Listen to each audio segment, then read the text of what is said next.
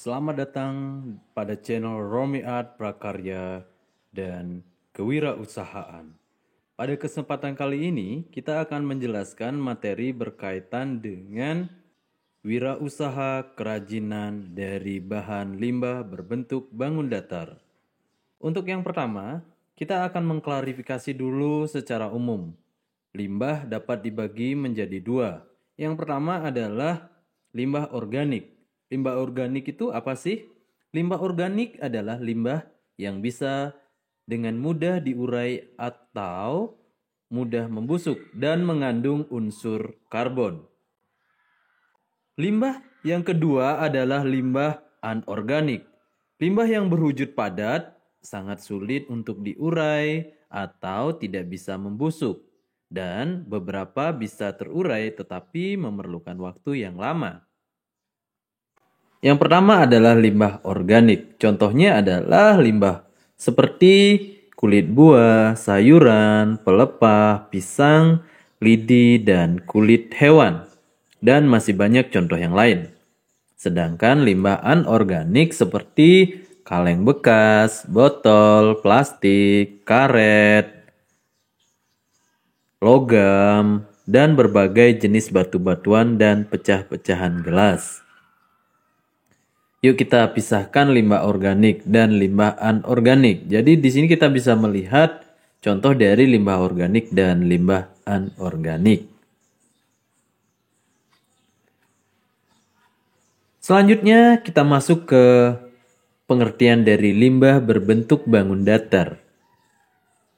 Limbah berbentuk bangun datar adalah limbah yang berbentuk bangun yang berdimensi dua, yaitu bahan limbah yang memiliki sisi panjang dan lebar sehingga tidak mempunyai ruang.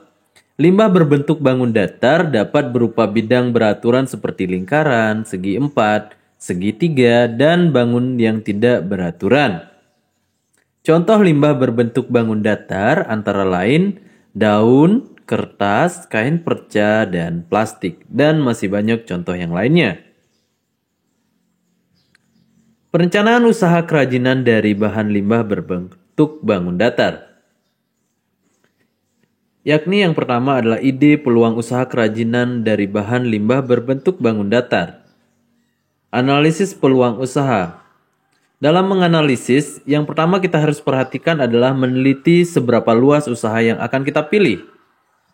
Yang kedua adalah bentuk usaha apa yang akan kita pilih. Yang ketiga adalah jenis usaha apa yang akan kita tekuni.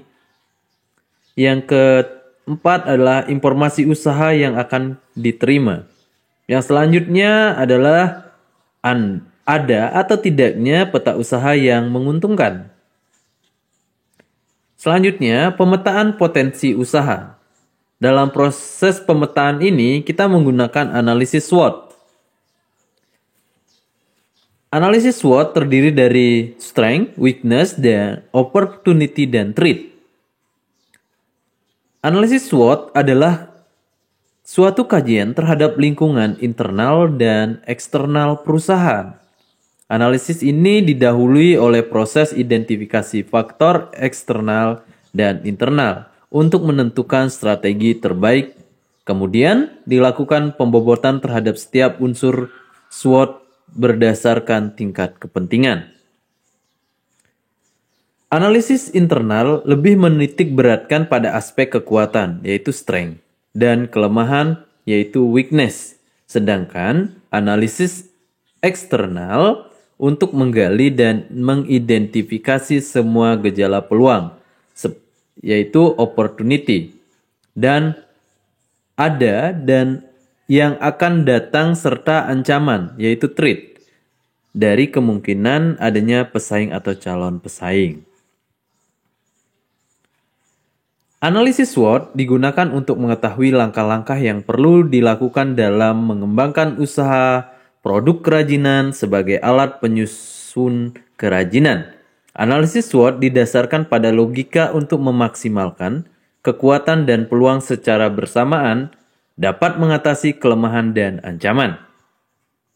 Analisis SWOT dapat dilakukan dengan mewawancarai pengusaha kerajinan menggunakan kuesioner, Aspek penting yang perlu disampaikan pada saat mewawancarai pengusaha antara lain adalah aspek sosial, ekonomi, teknik produksi untuk mengidentifikasi faktor internal dan eksternal yang mempengaruhi keberhasilan usaha produk kerajinan. Yang bagian A, penetapan kelayakan pasar. Tahap ini menganalisis kelayakan usaha kerajinan dengan beberapa langkah yang harus dilakukan. Yang pertama adalah menganalisis kelayakan pasar. Dalam tahap ini menganalisis dalam proses pembuatan seperti teknik anyaman, kolase, atau teknik yang lainnya. Yang kedua, menganalisis peluang pasar. Analisis ini mengkaji tentang informasi pasar berkaitan dengan kebutuhan pasar dengan cara melakukan riset pasar. Menentukan segmen pasar. Langkah ini bertujuan untuk menentukan konsumen potensial. Sumber informasi pasar bertujuan untuk mengevaluasi peluang pasar pada masa sekarang atau masa yang akan datang. Uji coba menjual. Teknik riset yang utama untuk mengurangi risiko dapat dilakukan dengan cara pameran perdagangan. Yang keenam, studi kelayakan pasar. Yang selanjutnya adalah bagian B, analisis kelayakan finansial. Tahap ini menganalisis kelayakan finansial untuk mengetahui kebutuhan serta kegiatan yang akan dilaksanakan dan laba yang dapat diharapkan. Ada dua langkah yang dapat dilakukan. Yang pertama yaitu penentuan kebutuhan finansial total dengan dana yang diperlukan untuk operasional. Kebutuhan hendaknya dapat memproyeksikan setiap bulan atau bahkan setiap minggu. Yang bagian kedua adalah menentukan sumber daya finansial yang tersedia dengan memproyeksikan sumber daya finansial yang tersedia dan dana-dana yang akan dihasilkan. Bagian C, membedakan persaingan. Tujuan dalam mengembangkan ide dan peluang usaha pada produk kerajinan adalah sebagai berikut. Yang pertama, ide diminati konsumen. Yang kedua adalah dapat memenangkan persaingan. Yang ketiga adalah memperdayakan sumber-sumber produksi. Yang selanjutnya mencegah kebosanan konsumen di dalam membeli produk serta penggunaan produk.